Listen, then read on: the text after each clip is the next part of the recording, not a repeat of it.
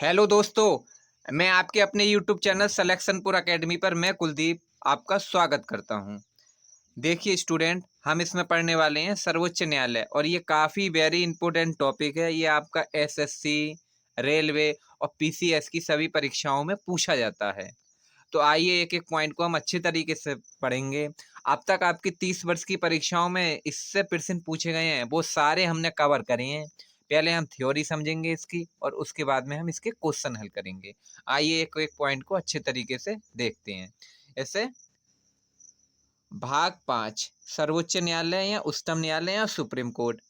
सर्वोच्च न्यायालय को हम उच्चतम न्यायालय भी कहते हैं और सुप्रीम कोर्ट भी कहते हैं, और इसका वर्णन जो है अनुच्छेद 124 से 147 तक है। इसमें जो अनुच्छेद को याद करने की ट्रिक है वो मैं आपको बाद में बताऊंगा। आइए अब देखते हैं गठन या उद्घाटन। इसका 28 जनवरी 1950 को हुआ था सर्वोच्च न्यायालय का गठन। और स्थापना इसकी कब हुई थी? तो भारत सरकार अधिनियम 1935 के अधीन हुई थी, संविधान द्वारा की गई थी। और सर्वप्रथम सर्वोच्च न्यायालय की स्थापना रेगुलेटिंग अधिनियम 1773 में हुई, अंग्रेजों के समय में। ठीक है। और कलकत्ता में उच्च न्यायालय की स्थापना जो हुई थी 1774 में हुई थी। ये पॉइंट को आप याद रखना। और देखो, कोर्ट जो होते हैं वो 3 तरह के होते हैं। एक तो होता है सुप्रीम कोर्ट, एक हाई कोर्ट, एक जिला कोर्ट। जैसे कोर्ट केंद्र में होता है, केंद्र में क्या होता है? सुप्रीम कोर्ट, जो कि दिल्ली में है। और एक हाई कोर्ट हो गया। हाई कोर्ट का मतलब क्या हो गया? राज्य में। हाई कोर्ट में इस समय हमारे 25 हाई कोर्ट हैं। और जिला कोर्ट मतलब जिला में होता है। और सर्वोच्च न्यायालय को संरक्षक और अभिरक्षक कहा जाता है। मतलब सर्वोच्च न्यायालय को संरक्षक, अभिरक्षक कहा जाता है। ये सेंस से समझ लेना आप। और न्याय शब्द का उल्लेख कहाँ पर है? तो प्रस्तावना में है। और गठन के समय न्यायाधीश जो थे वो 7 अन्य न्यायाधीश थे और एक मुख्य न्यायाधीश था। मतलब जब गठन हुआ था सर्वोच्च न्यायालय का 28 जनवरी 1950 को। 28 जनवरी 1950 को क्यों हुआ था? क्योंकि जब हमारा संविधान लागू हुआ था 26 जनवरी 1950 को, उसके 2 दिन बाद गठन हुआ था इसका। तो उसमें जो न्यायाधीश थे वो 7 अन्य न्यायाधीश थे और एक मुख्य न्यायाधीश था। और ये मुख्य न्यायाधीश और अन्य न्यायाधीश की संख्या तो बढ़ती रहती है, लेकिन हमारा मुख्य न्यायाधीश एक रहता है। जैसे वर्तमान के समय में न्यायाधीश कितने हैं? तो 33 और एक मुख्य न्यायाधीश है। और उच्चतम न्यायालय के न्यायाधीशों की संख्या कम से कम कितनी होनी चाहिए? तो 5 होनी चाहिए। और पहले मुख्य न्यायाधीश कौन थे? तो हीरालाल जे कानिया थे। और पहली महिला न्यायाधीश कौन थी? तो फातिमा बीबी थी। और आइए स्टूडेंट, अब अगला पॉइंट देखते हैं हम।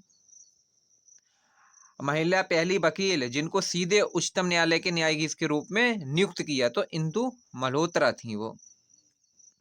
अगला पॉइंट देखते हैं, भारत में किस संवैधानिक पद पर कोई महिला नहीं रही उच्चतम न्यायालय के मुख्य न्यायाधीश के रूप में? मतलब उसे जो है, अन्य न्यायाधीश तो रही है महिला, लेकिन मुख्य न्यायाधीश नहीं रही है अभी तक। तो यही हमारा पॉइंट कह रहा है। आइए स्टूडेंट, अब अगला पॉइंट देखते हैं हम। देखो, अनुच्छेद को याद करने की 1 से लेकर 31 तक अनुच्छेद को याद करने की मैंने आपको ट्रिक बताई है, और बाकी अनुच्छेद जो 3 है वो हमें याद करेंगे। देखो, कोई व्यक्ति है तो कोई व्यक्ति गांव का तो शेरशाह है। इस तरीके से आप याद रखना है। इससे मतलब कोई व्यक्ति है वो गांव का शेरशाह है। तो देखो, अनुच्छेद 124 है तो हम गा पकड़ लेंगे। अनुच्छेद 125 में देखो बा आया है। अनुच्छेद 126 में का आया है। तो इसी तरीके से ये जो है अक्षर आ रहे हैं।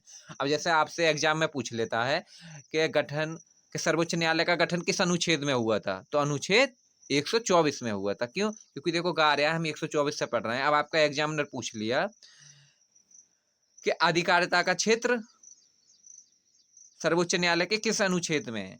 तो अधिकारिता आपने पढ़ लिया कि 124 से 131 है, तो गांव का तो शेरशाह है। तो आ से क्या आ रहा है? अधिकारिता क्षेत्र, तो अनुच्छेद 131 हो जाएगा। तो इस हिसाब से आपको ये याद हो जाएंगे आसानी से। आइए अब एक एक अनुच्छेद को हम ध्यान से देखते हैं। अनुच्छेद 124, तो इसमें गठन उच्च न्यायालय के बारे में बताया गया है। मैंने अभी आपको बताया था कि उच्चतम न्यायालय का गठन 28 जनवरी 1950 को हुआ था, जब हमारा संविधान लागू हुआ था उसके 2 दिन बाद। आइए अब देखते हैं अनुच्छेद 124 दो क्या कहता है। सुप्रीम कोर्ट के न्यायाधीशों की अवकाश ग्रहण करने की आयु 65 वर्ष करने वाले संवैधानिक उपबंध के बारे में बता रहा है। मतलब जो सर्वोच्च न्यायालय की जो आयु होनी चाहिए वो 65 वर्ष तक आयु होनी चाहिए, उससे अधिक नहीं होनी चाहिए। उस तो 124 के 2 के बारे में बताया गया है। 100 अब अनुच्छेद 125 क्या कहता है? वेतन सभी न्यायाधीश के लिए संसद निर्धारण करता है, संचित निधि से दिया जाता है। और मुख्य न्यायाधीश का वेतन कितना होता है? तो 2,80,000। और अन्य न्यायाधीश का वेतन तो 2,50,000 होता है। जैसे आपका एग्जामिनर यहाँ से क्वेश्चन पूछेगा कि सर्वोच्च न्यायालय के मुख्य न्यायाधीश को वेतन किस निधि से मिलता है? तो संचित निधि से मिलता है। और वेतन कितना होता है इनका? मुख्य न्यायाधीश का तो 2,80,000 और अन्य न्यायाधीश का 2,50,000 होता है। और इनके वेतन को निर्धारण कौन करता है? तो संसद करती है। आइए स्टूडेंट अब अगला पॉइंट देखते हैं। अनुच्छेद 126 कार्यकारी न्यायाधीश की नियुक्ति। जब मुख्य न्यायाधीश अनुपस्थित रहता है तो 33 जजों में से एक अस्थायी मुख्य न्यायाधीश बना देती हैं। जैसे मान लो सर्वोच्च न्यायालय का मुख्य न्यायाधीश एक होता है, अब किसी कारण उसकी तबीयत खराब हो गई तो जो 33 जज होती हैं उनमें से एक को बना दिया जाता है। ये हमारा अनुच्छेद 126 कहता है। अनुच्छेद 127 क्या कहता है? तटस्थ न्यायाधीशों की नियुक्ति का प्रावधान सर्वोच्च न्यायालय में है और ये फ्रांस से लिया गया है। अब ये क्या होता है? हमारा न्यायाधीशों की संख्या कम हो रही है या गर्भपूर्ति नहीं हो रही है तो जो उच्चतम न्यायालय या उच्च न्यायालय के जो न्यायाधीश होते हैं वो बुला लिए जाते हैं इसमें। तो इसी के बारे में बता रहा है ये हमारा अनुच्छेद 127।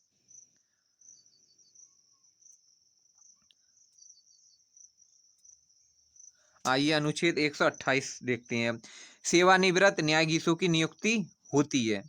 सेवानिवृत्त न्यायाधीशों की नियुक्ति होती है अनुच्छेद 128 के द्वारा। इसमें रिटायर जज आते हैं, मतलब जो अपनी सेवाएं कर चुके हैं, मतलब 65 वर्ष की आयु हो जाती है उनकी, तब भी उन्हें बुला लिया जाता है अगर मुख्य न्यायाधीश या अन्य न्यायाधीश की संख्या कम पड़ रही है तब। तो ये हमारा अनुच्छेद 128 अनुच्छेद 129 देखते हैं।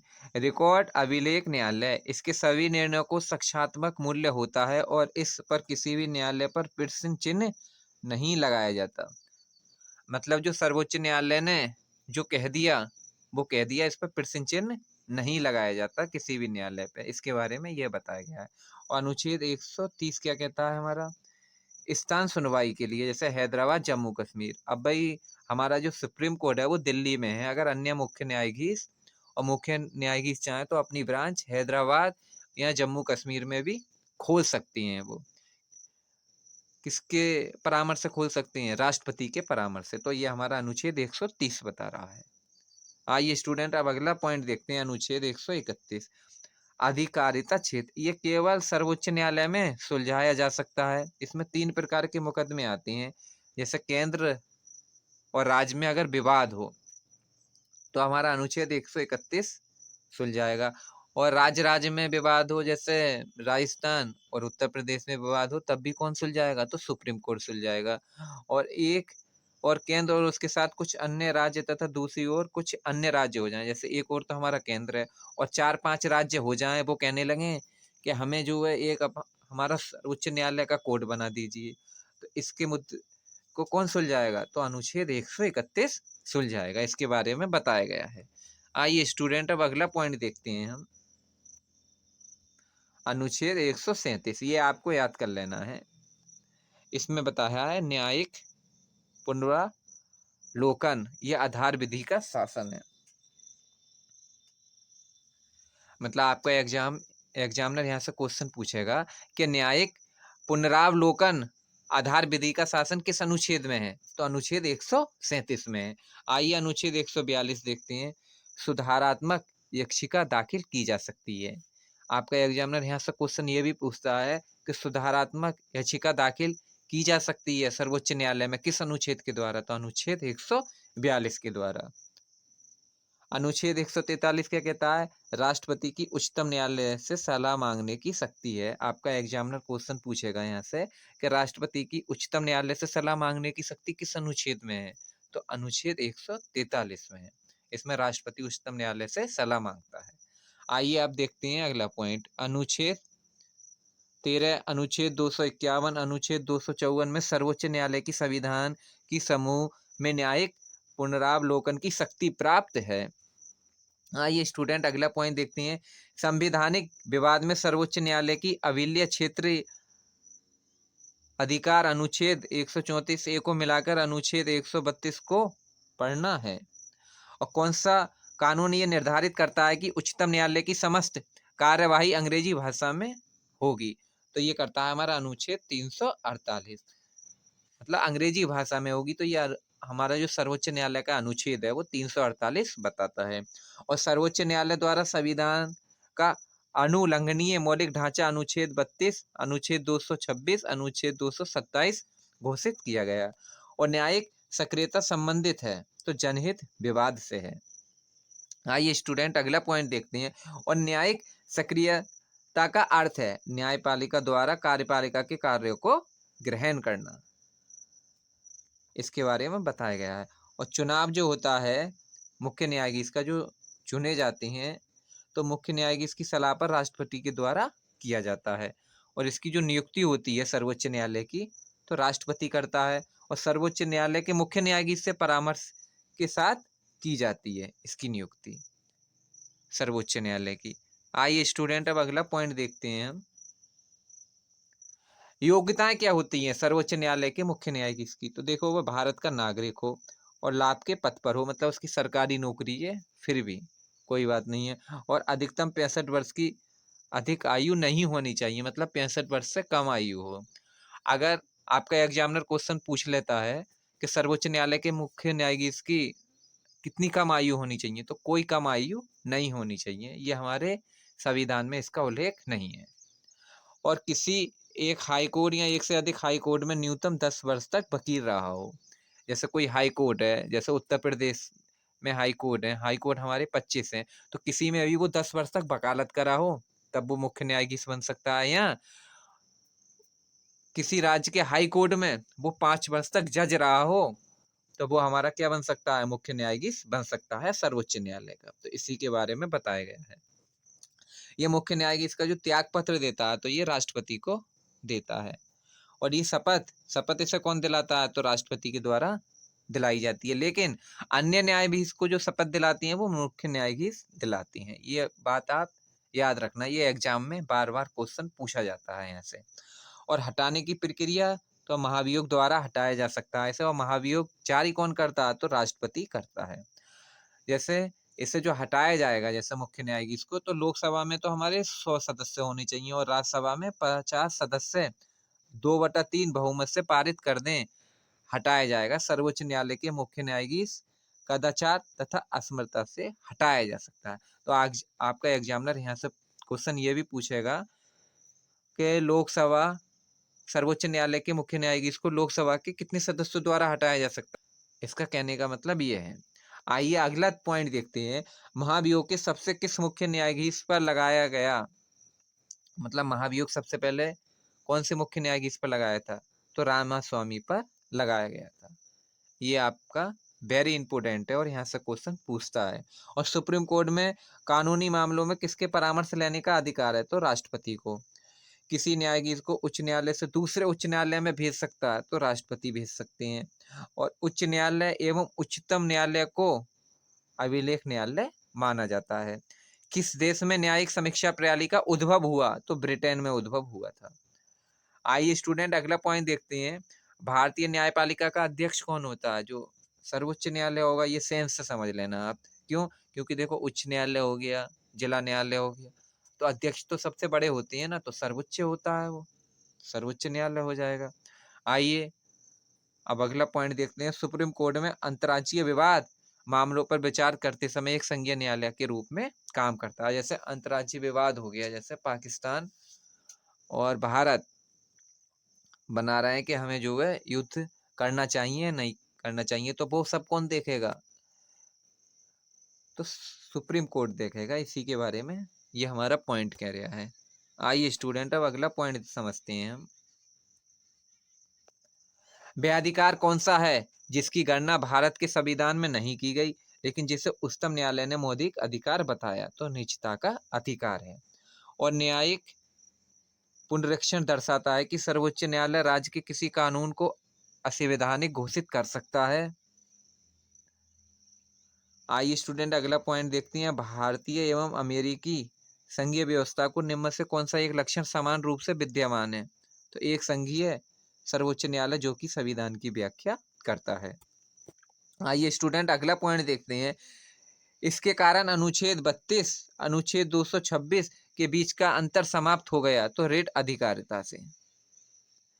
कोलेजियम में सर्वोच्च न्यायालय 5 सीनियर जज होते हैं और मुख्य न्यायाधीश की नियुक्ति के समय राष्ट्रपति कोलेजियम से सलाह लेते हैं। पहले कोलेजियम की व्यवस्था 1993 में अपनाया गया था। आइए स्टूडेंट अगला पॉइंट देखते हैं। जनहित याचिका की शुरुआत न्यायिक पहल द्वारा की जाती है। और PIL का पूरा नाम क्या है? पब्लिक इंटरेस्ट लिटिगेशन है। यह हाई कोर्ट एवं सुप्रीम कोर्ट दोनों में प्रस्तुत की जाती है। PIL की शुरुआत हुई थी उस समय प्रथम जो न्यायाधीश थे वो PN भगवती थे। और लोकहितवाद मुकदमे की संकल्पना का उद्गम देश कौन सा है? तो अमेरिका है। अमेरिका को हम USA भी कहते हैं। आइए स्टूडेंट अब अगला पॉइंट देखते हैं। न्यायिक पुनर्विलोकन का अर्थ है कि सर्वोच्च न्यायालय किसी भी राज्य को कानून को अवैध घोषित कर सकता है। ये व्यवस्था भारत और अमेरिका में है। आइए अब हम कुछ अधिकार समझते हैं, जैसे प्रारंभिक क्षेत्राधिकार। ये केंद्र और राज्य के बीच विवाद का समाधान करना। जैसे आपका एग्जामिनर यहाँ से पूछेगा कि केंद्र और राज्य के विवादों का समाधान कौन सा अधिकार करता है? तो प्रारंभिक क्षेत्राधिकार करता है, केंद्र और राज्य। इस पॉइंट को आप याद रखना। आइए स्टूडेंट अब अगला पॉइंट देखते हैं। आरंभिक अधिकारिता क्षेत्र। दो या अधिक राज्यों के बीच का समाधान करना, मतलब राज्य राज्य के बीचों का समाधान करना, ये आता है हमारा आरंभिक अधिकारिता क्षेत्र के अंतर्गत। और अभिलेय क्षेत्राधिकार क्या होता है? संविधान की व्यवस्था से संबंधित सभी विवाद सर्वोच्च न्यायालय के पास लाए जा सकते हैं। मतलब संविधान की व्यवस्था से संबंधित सभी विवाद सर्वोच्च न्यायालय के पास लाए जा सकते हैं। आइए स्टूडेंट अब अगला पॉइंट देखते हैं। भारत के उच्चतम न्यायालय को प्रारंभिक, अभिलेय और परामर्शदात्री क्षेत्राधिकार है। अब देखिए परामर्शदात्री अधिकार क्या होता है? ये सार्वजनिक महत्व के कानून तथा तथ्यात्मक मामलों में राष्ट्रपति को परामर्श दे सकता है। यह हमारा परामर्शदात्री अधिकार होता है। और राष्ट्रीय मानव अधिकार आयोग के अधिनियम 1993 के अनुसार निम्नलिखित में से कौन सा इस आयोग का अध्यक्ष बन सकता है? केवल भारत के सेवानिवृत्त मुख्य न्यायमूर्ति। तो ये हमारा पॉइंट कह रहा है। आइए अगला पॉइंट देखते हैं।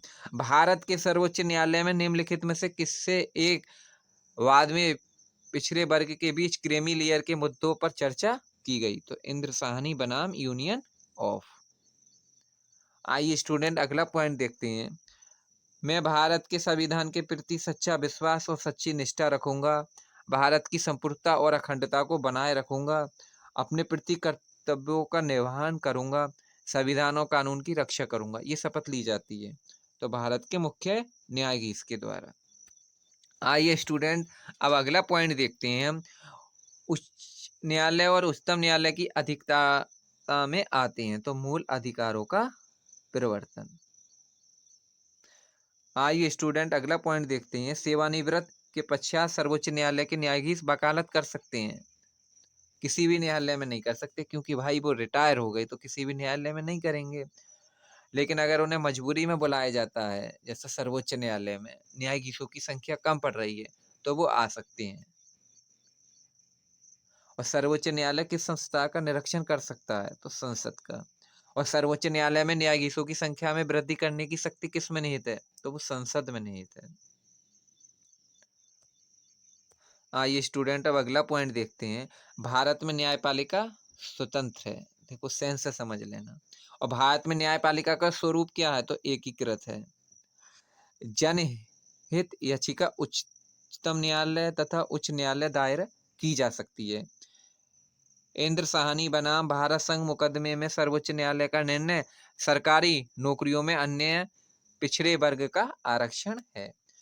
और TTSAT के निर्णयों को चुनौती हाईकोर्ट तथा सुप्रीम कोर्ट में चुनौती दी जा सकती है।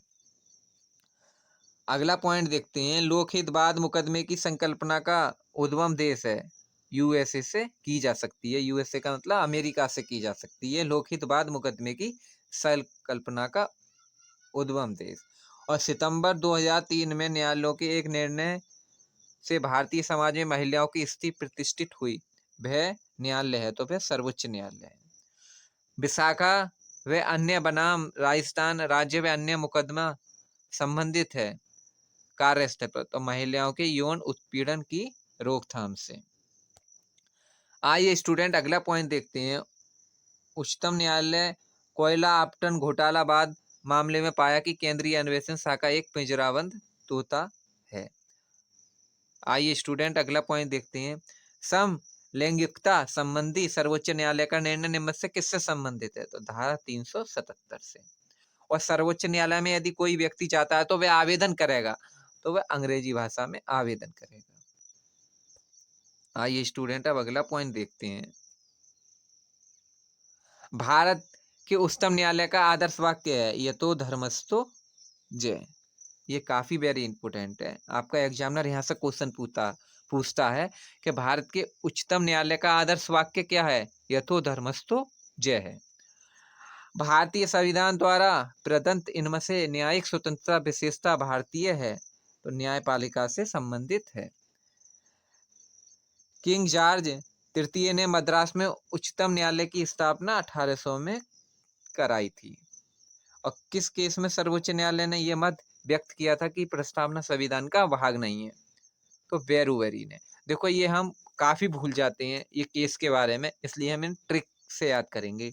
किस केस में सर्वोच्च न्यायालय ने यह मत व्यक्त किया था कि प्रस्तावना संविधान का भाग नहीं है। अब देखो मत आ रहा है इसमें सब, तो जो मत पढ़ते हैं किसी गांव में या शहर में, तो एक व्यक्ति के बीच में तो पढ़ते नहीं है, 2 या 3 के पढ़ते हैं, तो हम यहाँ 2 मान के चलेंगे। तो ये देखो 2 अक्षर आ रहे हैं, इसलिए वेरुवरी हो जाएगा।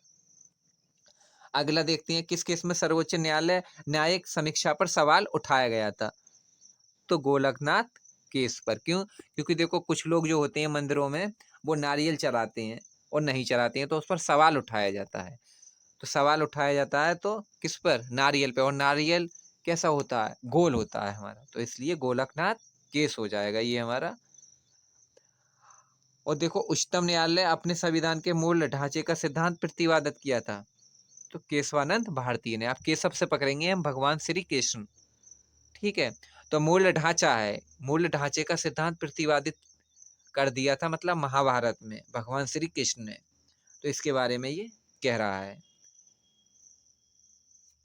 और उच्चतम न्यायालय ने यह निर्धारण व्यक्त की मूल अधिकार बनाम भारत का राष्ट्रपति व्यक्ति को जैसे जैसे सबसे अच्छा लगे उस तरह अपनी जिंदगी की रूपरेखा तैयार करने के लिए सक्षम बनाते हैं। तो ये आप याद कर लेना, गोलकनाथ बनाम state of Punjab, state of Punjab. अब देखो सर्वोच्च न्यायालय में संविधान की आधारभूत ढांचे का सिद्धांत को स्पष्ट किया। तो देखो यहाँ से हम कंफ्यूज होंगे कि केशवानंद भारतीय हैं या गोलकनाथ नाथ केस है या शंकरी प्रसाद है।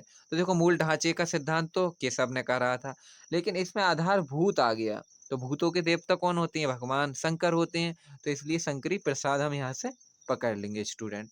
आप देखो आपके सामने अगर क्वेश्चन आएगा, विकल्प आएगा, तो उसे आप आसानी से हल कर ले जाएंगे, वो मैं आपको बाद में बताऊंगा, अभी हम प्रश्न हल करेंगे। तो आप बिल्कुल, आपको टेंशन लेने की जरूरत नहीं है। भारत में संविधान की मूल संरचना बुनियादी ढांचे सिद्धांत का स्रोत है, तो न्यायिक व्याख्या से है। उच्चतम न्यायालय द्वारा आज तक की दूसरे सबसे बड़ी खंडपीठ किस केस में बनी है, तो गोलकनाथ केस में। इसे कैसे पकड़ेंगे हम, देखो दूसरी पूछ रहा है। अब गोलकनाथ से हमने पकड़ा था क्या, नारियल चढ़ा देते हैं, सही है। अब नारियल जो होता है गोला 2 तरीके का होता है, एक तो सूखा होता है और एक पानी वाला होता है, तो इसलिए दूसरा आ रहा है इसमें, तो गोलकनाथ केस। और नारियल गोल होता है, इसलिए आप यहाँ से टिक कर ले जाएंगे क्वेश्चन। आइए स्टूडेंट अब अगला पॉइंट देखते हैं हम, किस मुख्य न्यायाधीश ने राष्ट्रपति के रूप में काम किया, तो हिदायतुल्लाह ने। इन्होंने 20 जुलाई 24 अगस्त 1969 तक काम किया था, मतलब 1 महीना 4 दिन तक काम करा था इन्होंने, हिदायतुल्लाह ने। और उच्चतम न्यायालय में नियुक्त और स्थानांतरण को लेकर भारत के मुख्य न्यायमूर्ति और न्यायाधीशों की अधिशासी मंडल की प्रधानता के साथ जुड़ा है? तो एसवी गुप्ता। आइए स्टूडेंट अगला पॉइंट देखते हैं।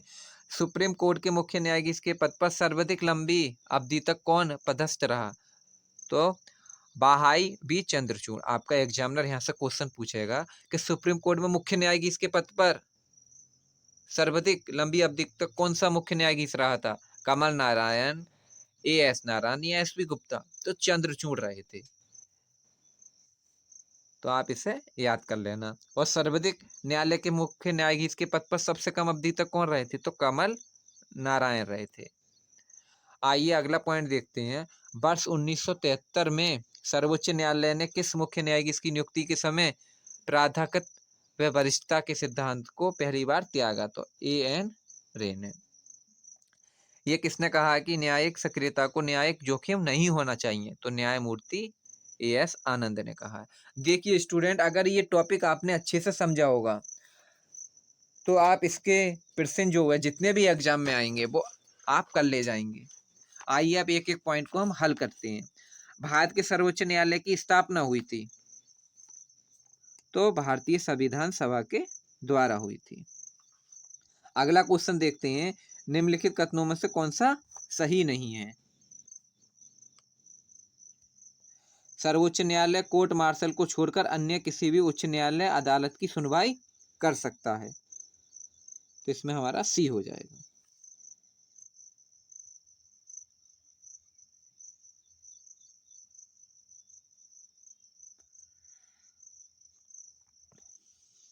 अगला क्वेश्चन देखते हैं। भारत में कितनी स्तरों में अदालतें होती हैं? मैंने आपको बताया था कि सुप्रीम कोर्ट, हाई कोर्ट और जिला कोर्ट। तो इसलिए 3 होती हैं। इसमें आंसर 3 हो जाएगा। अगला क्वेश्चन देखते हैं। कौन सा कानून यह निर्धारित करता है कि सर्वोच्च न्यायालय की समस्त कार्यवाही अंग्रेजी भाषा में होगी? तो अनुच्छेद 348 करता है। अगला क्वेश्चन देखते हैं। निम्नलिखित में से किसके अंतर्गत भारत में सर्वप्रथम उच्च न्यायालय की स्थापना हुई? तो रेगुलेटिंग अधिनियम 1773 में हुई थी। भारत में उच्चतम न्यायालय का उद्घाटन किस तिथि में हुआ था? तो हमारा संविधान जब लागू हुआ था 26 जनवरी 1950 को, उसके 2 दिन बाद हुआ था। मैंने आपको बताया था। तो 28 जनवरी 1950 को। भारतीय संविधान किस भाग में संघीय न्यायपालिका का उल्लेख है? मतलब सर्वोच्च न्यायालय का उल्लेख है। तो भाग 5 में। आइए स्टूडेंट अब अगला क्वेश्चन देखते हैं हम।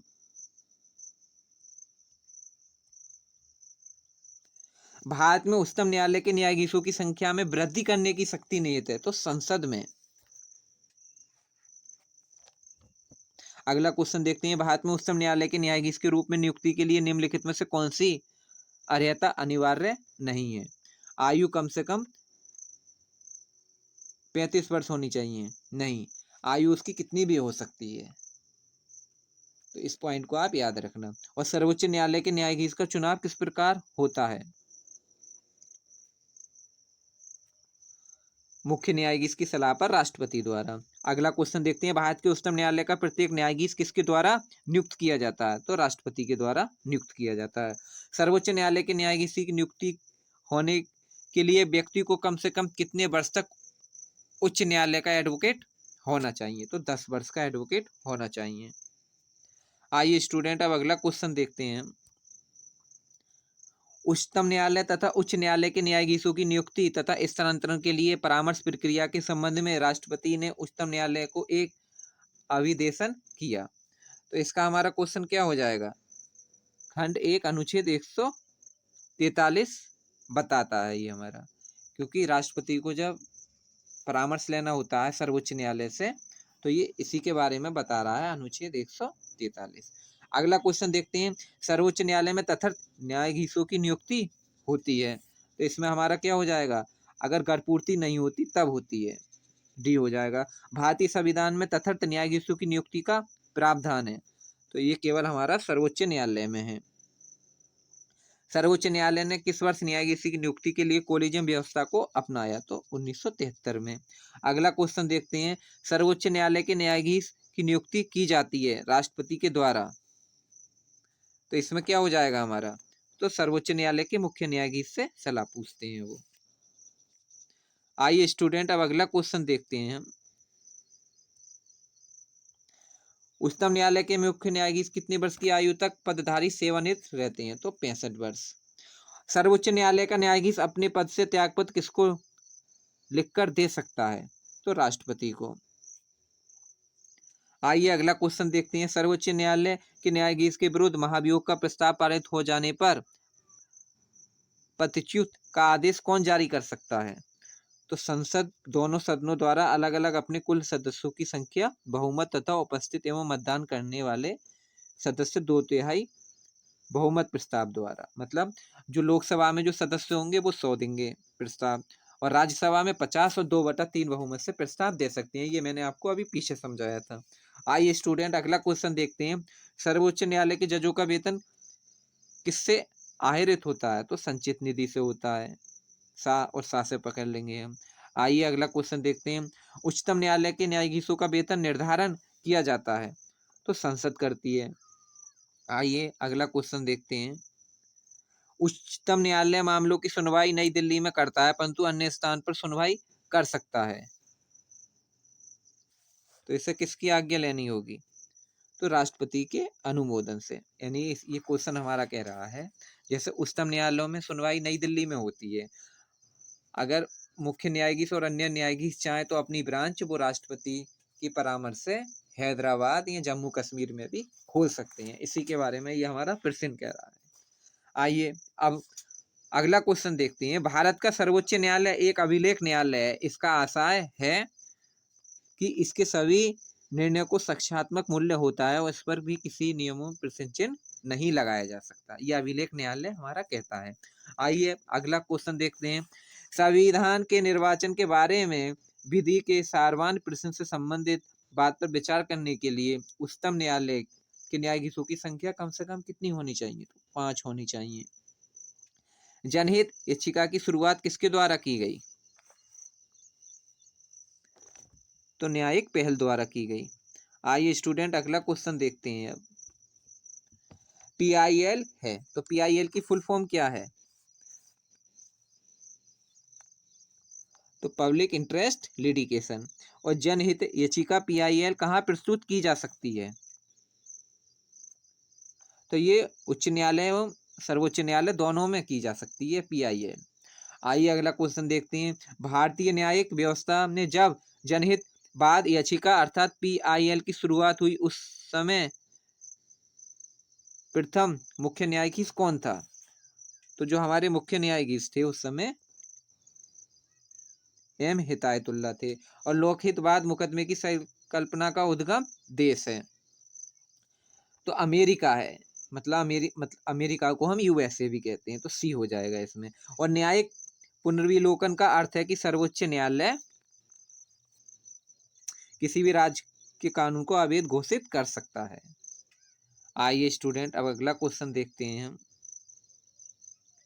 न्यायिक पुनर्विलोकन की व्यवस्था प्रचलित है? तो भारत और USA दोनों में। केंद्र और राज्यों के विवादों का समाधान करना सर्वोच्च न्यायालय के किस क्षेत्र के अंतर्गत आता है? तो प्रारंभिक क्षेत्र के अंतर्गत आता है। मैंने आपको बताया था केंद्र और राज्यों में अगर विवाद हो रहा है। आइए अगला क्वेश्चन देखते हैं। 2 या अधिक राज्यों के बीच किस बात के मामले केस में निर्णय लेने की सर्वोच्च न्यायालय की शक्ति क्या कहलाती है? तो ये हमारी आरंभिक अधिकारिता कहलाती है। किस अनुच्छेद में संवैधानिक विवादों में सर्वोच्च न्यायालय की अपीलीय क्षेत्र अधिकार संबंधित है? तो अनुच्छेद 134 को मिलाकर अनुच्छेद 132 को पढ़ना। आइए स्टूडेंट अगला क्वेश्चन देखते हैं। संविधान की व्याख्या से संबंधित सभी विवाद सर्वोच्च न्यायालय के पास लाए जा सकते हैं। इसके तो इसमें हमारा क्वेश्चन क्या हो जाएगा? अपीलीय क्षेत्राधिकार के अंतर्गत। आइए स्टूडेंट अब अगला क्वेश्चन देखते हैं। कौन सा अनुच्छेद उच्चतम न्यायालय को उसके द्वारा दिए गए निर्णय अथवा आदेश को पुनर्विलोकन हेतु अधिकृत करता है? तो इसमें हमारा क्वेश्चन हो जाएगा अनुच्छेद 137। उच्चतम न्यायालय से कानूनी मामलों पर किसके परामर्श लेने का अधिकार है? तो राष्ट्रपति को।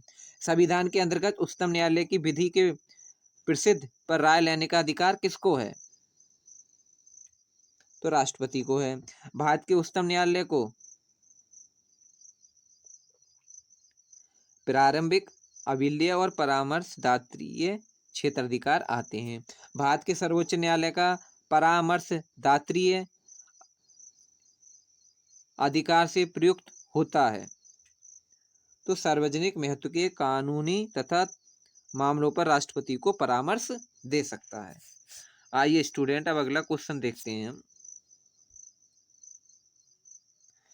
निम्न में से उच्चतम न्यायालय की सबसे पहली महिला न्यायाधीश कौन थी? तो फातिमा बीबी थी। राष्ट्रपति मानव अधिकार आयोग के अधिनियम 1993 के अनुसार निम्नलिखित में से कौन सा इस आयोग का अध्यक्ष बन सकता है?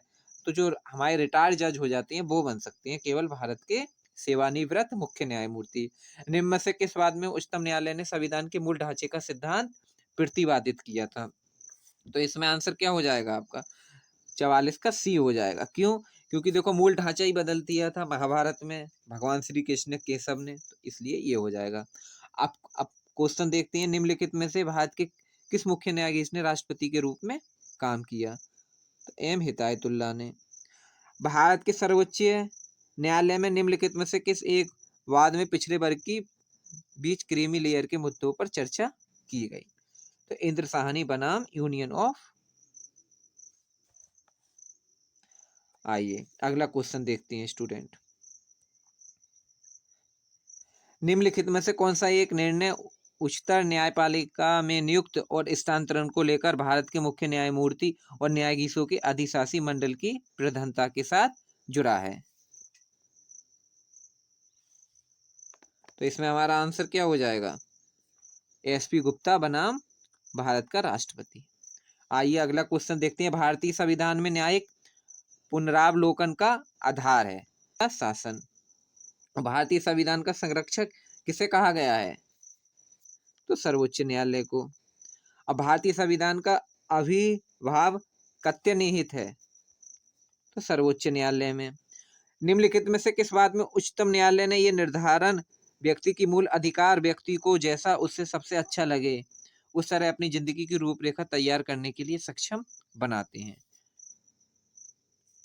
तो ये गोलकनाथ बनाम स्टेट ऑफ पंजाब, मतलब रूपरेखा आ रहा है ना, महाभारत में मूल ढांचा बदल दिया था गोलकनाथ, तो इस हिसाब से हम इस क्वेश्चन को हल कर ले जाएंगे। आइए स्टूडेंट अब अगला क्वेश्चन देखते हैं। मैं भारत के संविधान के प्रति सच्चा विश्वास और सच्ची निष्ठा रखूंगा, भारत की संप्रभुता और अखंडता को बनाए रखूंगा, अपने पद से कर्तव्य का निर्वहन करूंगा, संविधान और कानून की रक्षा करूंगा, ये शपथ ली जाती है। तो सर्वोच्च न्यायालय दिलाती हैं इस शपथ को सभी मुख्य न्यायाधीशों को और सभी को। तो बी हो जाएगा।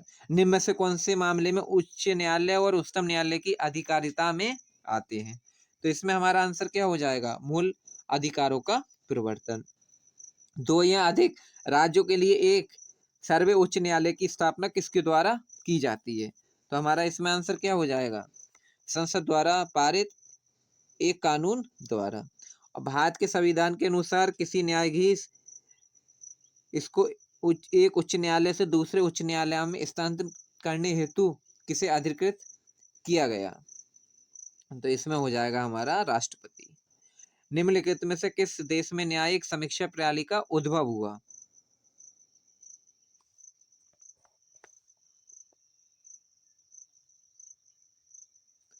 तो ब्रिटेन में उद्भव हुआ था, क्योंकि जब हमारा देश गुलाम था उस समय, इस हिसाब से हम इसे क्वेश्चन को हल कर ले जाएंगे। आइए स्टूडेंट अब अगला क्वेश्चन देखते हैं।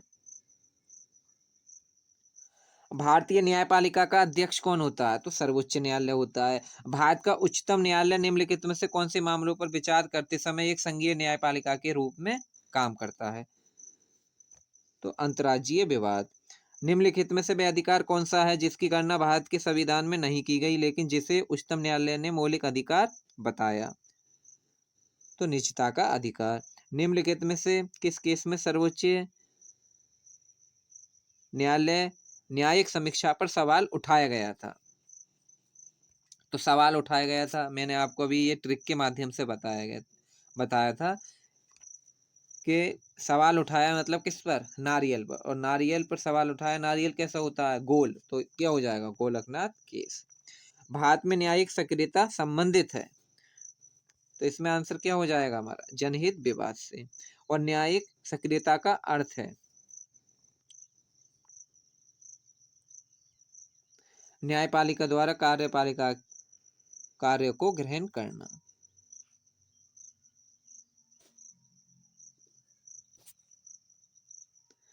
उच्चतम न्यायालय के न्यायाधीश को अवकाश ग्रहण की आयु 65 वर्ष करने वाले संवैधानिक उपबंध कौन सा है? तो अनुच्छेद 124(2). और न्यायिक पुनरीक्षण दर्शाता है कि सर्वोच्च न्यायालय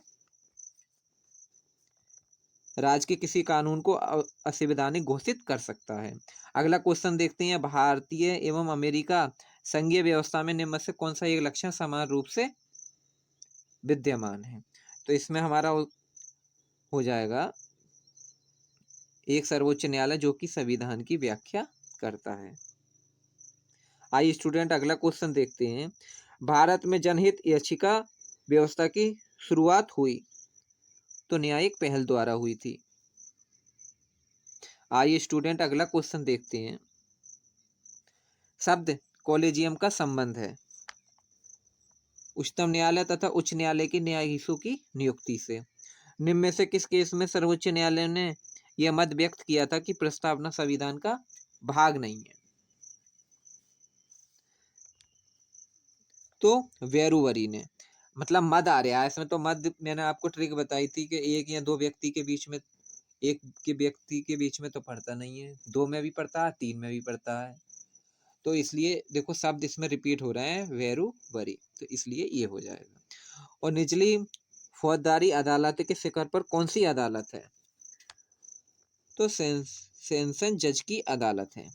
और सर्वोच्च न्यायालय को संविधान के किस अनुच्छेद के समूह से न्यायिक पुनरावलोकन की शक्ति प्राप्त होती है? तो अनुच्छेद 13, 251 तथा 254 से। कलकत्ता में उच्च न्यायालय की स्थापना किस वर्ष हुई थी? 1774 में। देखिए स्टूडेंट, ये जो आपके जो प्रश्न है इनमें सने लिखी हुई नहीं है, तो आप ये नहीं समझे कि ये परीक्षाओं में नहीं पूछे जाएंगे, मतलब ये सभी परीक्षाओं में पूछे जाएंगे, आपका सभी क्वेश्चन इंपोर्टेंट हैं। देखो अगर आप शॉर्टकट रास्ता अपना लेंगे कुछ फायदा नहीं है, बाद में क्वेश्चन कम कर पाएंगे और फिर आपको लॉन्ग पढ़ना पड़ेगा, इसलिए इस टॉपिक को अच्छे तरीके से हल करें। आइए अब देखते हैं भारत के उच्चतम न्यायालय का आदर्श वाक्य क्या है? तो यथो धर्मस्थो जयतो, डी हो जाएगा। आइए स्टूडेंट अगला क्वेश्चन देखते हैं, कौन सी विशेषता भारतीय न्यायपालिका से संबंधित है? तो न्यायिक स्वतंत्रता से। अगला क्वेश्चन देखते हैं, किंग जॉर्ज तृतीय ने मद्रास में उच्चतम न्यायालय की स्थापना किस वर्ष में कराई गई थी? तो इसका आंसर क्या हो जाएगा आपका? तो 1800 में। सर्वोच्च न्यायालय में यदि कोई व्यक्ति चाहता है तो वह आवेदन करेगा तो अंग्रेजी भाषा में। भारत के सर्वोच्च न्यायालय की स्थापना हुई थी तो भारत सरकार अधिनियम 1935 के अधीन। और मूल रूप से संविधान में सर्वोच्च न्यायालय के मुख्य न्यायाधीश के अंतरिक्त कितने न्यायाधीश की व्यवस्था थी? तो जब गठन हुआ था तो कितने मुख्य न्यायाधीश की, अन्य न्यायाधीश की व्यवस्था थी? तो 7 थी। आइए स्टूडेंट अगला क्वेश्चन देखते हैं, सर्वोच्च न्यायालय में तटस्थ न्यायाधीशों की नियुक्ति किस देश की न्याय प्रणाली से पीड़ित है? तो ये जो है ये फ्रांस से। आइए स्टूडेंट अब अगला क्वेश्चन देखते हैं, सर्वोच्च न्यायालय के न्यायाधीश को उसके पद से केवल किन प्रमाणित के आधार पर हटाया जा सकता है? कदाचार और असमर्थता, मतलब दोनों से हटाया जा सकता है। और उच्चतम न्यायालय के पहल न्यायाधीश का नाम बताइए जिनके खिलाफ स्वतंत्र भारत में संसद में महाभियोग का प्रस्ताव पेश किया गया? तो रामास्वामी पर। और सर्वोच्च न्यायालय के मुख्य न्यायाधीश को प्रतिमाह कितना वेतन मिलता है? तो मैंने बताया था 2,80,000। और सर्वोच्च न्यायालय के अन्य न्यायाधीश को प्रतिमाह कितना वेतन मिलता है? तो 2.5 लाख रुपए। और सेवानिवृत्त के पश्चात सर्वोच्च न्यायालय के न्यायाधीश वकालत कर सकते हैं, तो किसी भी न्यायालय में नहीं कर सकते ये। और सर्वोच्च न्यायालय किस संस्था का निरीक्षण कर सकते हैं? तो संसद का। और भारत में न्यायपालिका है तो स्वतंत्र है। आइए स्टूडेंट अब अगला क्वेश्चन देखते हैं, भारत में न्यायपालिका का स्वरूप है तो एकीकृत है। और जनहित याचिका दायर की जा सकती है उच्चतम न्यायालय मतलब दोनों में की जा सकती है। और सर्वोच्च न्यायालय किसे हटाने के लिए राष्ट्रपति से सिफारिश कर सकते हैं? तो संघ लोक सेवा आयोग के अध्यक्ष व सदस्य को। आइए अगला क्वेश्चन देखते हैं, लाभ का पद परिभाषित है तो सर्वोच्च न्यायालय में है। अगला क्वेश्चन देखते हैं, भारत के सर्वोच्च न्यायालय ने संविधान के आधारभूत ढांचे के सिद्धांत को स्पष्ट किया, मतलब आधारभूत ढांचा ही बदल दिया था। किसने बदल दिया था? आधारभूत आ गया ना, तो भूतों के देवता कौन होते हैं? भगवान शंकर, तो शंकरी प्रसाद। किस बाद में सर्वोच्च न्यायालय ने कहा था कि संसद को मूल अधिकार में संशोधन करने की शक्ति प्राप्त है, वह अधिकार संविधान के मूल ढांचे में संशोधन नहीं कर सकता। तो ये किसने कहा था? तो केशवनाथ भारती ने। आइए स्टूडेंट, अब अगला क्वेश्चन देखते हैं। सर्वोच्च न्यायालय के प्रथम मुख्य न्यायाधीश कौन थे? तो हीरालाल जेकानिया। सर्वोच्च न्यायालय के मुख्य न्यायाधीश के पद पर सबसे अधिक समय तक कौन रहे थे? तो बी चंद्रचूड़ रहे थे। और सर्वोच्च न्यायालय के मुख्य न्यायाधीश के पद पर सबसे कम समय तक कौन रहे थे? तो कमल नारायण सिंह रहे थे। और सर्वोच्च न्यायालय के किस मुख्य न्यायाधीश ने 20 जुलाई 1969 से 24 अगस्त 1969 तक कार्यकारी राष्ट्रपति के रूप में कार्य किया? तो हिदायतुल्लाह ने करा था। और वर्ष 1973 में सर्वोच्च न्यायालय के किस मुख्य न्यायाधीश की नियुक्ति के समय प्रथागत वरिष्ठता के सिद्धांत को पहली बार त्यागा? तो किसने त्यागा था? तो एएन रे ने त्यागा था। कौन सबसे पहली महिला वकील जिनको सीधे उच्चतम न्यायालय के न्यायाधीश के रूप में नियुक्त किया? तो इंदु मल्होत्रा थी वो। आइए स्टूडेंट, अब अगला क्वेश्चन देखते हैं हम। भारत में किस संवैधानिक पद पर कोई महिला नहीं रही? तो सर्वोच्च न्यायालय के मुख्य न्यायाधीश पर। और उच्चतम न्यायालय के न्यायाधीश किस प्रकार हटाया जा सकता है? राष्ट्रपति के द्वारा संसद की सिफारिश पर। मतलब उच्चतम न्यायालय का जो न्यायाधीश है वो किस प्रकार हटाया जाता है? तो राष्ट्रपति के द्वारा संसद की सिफारिश पर। यानी कि जब राज्यसभा में 50 से लोग सदस्य प्रस्तावित दे दें और लोकसभा में 100 दे दें, 2/3 बहुमत से हटाया जाता है इसे। ये हमारा क्वेश्चन 101 कह रहा है। आइए अगला क्वेश्चन देखते हैं। उच्चतम न्यायालय के न्यायाधीशों का वेतन निर्धारण कौन करता है? तो संसद करती है। निम्नलिखित में से किसे उच्चतर न्यायालयों के न्यायाधीशों की नियुक्ति में कार्यपालिका, विधायिका एवं मुख्य न्यायाधीशों की भागीदारी की अनुशंसा की गई है? तो ये हमारा हो जाएगा द्वितीय प्रशासनिक सुधार। संविधान के निर्वाचन के बारे में विधि के सारवान प्रश्न से संबंधित बात पर विचार करने के लिए उच्चतम न्यायालय के न्यायाधीशों की संख्या कम से कम कितनी होनी चाहिए? 5 होनी चाहिए। आइए स्टूडेंट, अगला क्वेश्चन देखते हैं। भारत के नीचे दिए गए न्यायालयों में से किन्हें अभिलेख न्यायालय दोनों माना जाता है? उच्च न्यायालय, उच्चतम न्यायालय, मतलब दोनों को माना जाता है। तो सी हो जाएगा। उच्चतम न्यायालय मामलों की सुनवाई नई दिल्ली में करता है, परंतु किसी अन्य स्थान पर सुनवाई कर सकता है? तो राष्ट्रपति के अनुमोदन से। आइए स्टूडेंट, अगला क्वेश्चन देखते हैं। निम्नलिखित अनुच्छेदों में से कौन सा सर्वोच्च न्यायालय द्वारा संविधान की अनुलंघनीय मौलिक ढांचा घोषित किया गया? तो इसमें हो जाएगा हमारा अनुच्छेद 32 भी करा गया, अनुच्छेद 226 और अनुच्छेद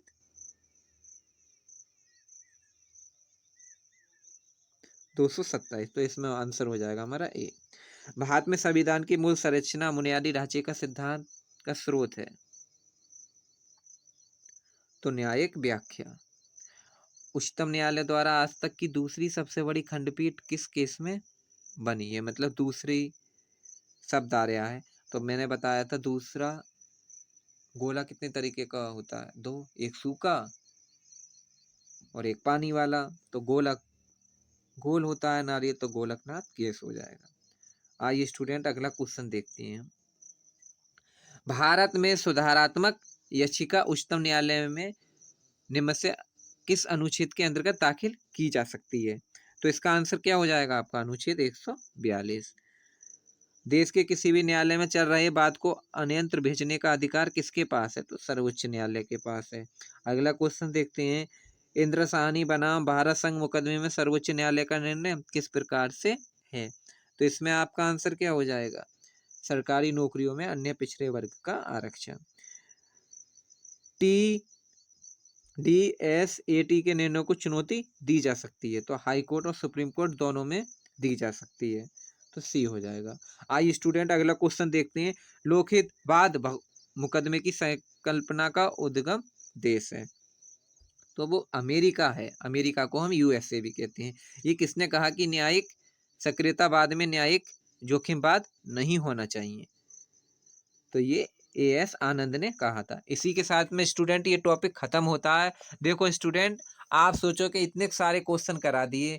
देखो स्टूडेंट, अगर आप शॉर्टकट रास्ता अपनाएंगे उससे कुछ फ़ायदा नहीं है, बाद में आपको लॉन्ग ही आना पड़ेगा। जीएस में स्कोर करना काफ़ी मुश्किल होता है, इसलिए आपको जो है जो जितने भी क्वेश्चन आए हैं 30 वर्ष की परीक्षाओं में, वो आपको लगाने पड़ेंगे।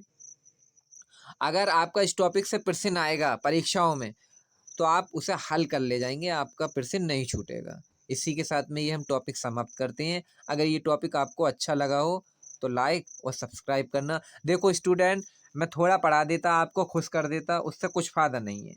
आप एग्ज़ाम में क्वेश्चन हल नहीं कर पाएँगे। पढ़ाने को मैं ये वीडियो 15-20 मिनट की भी बना सकता हूँ, लेकिन उससे कुछ फ़ायदा नहीं है। इसलिए अच्छा पढ़ें। आइए इसी के साथ में इस टॉपिक को समाप्त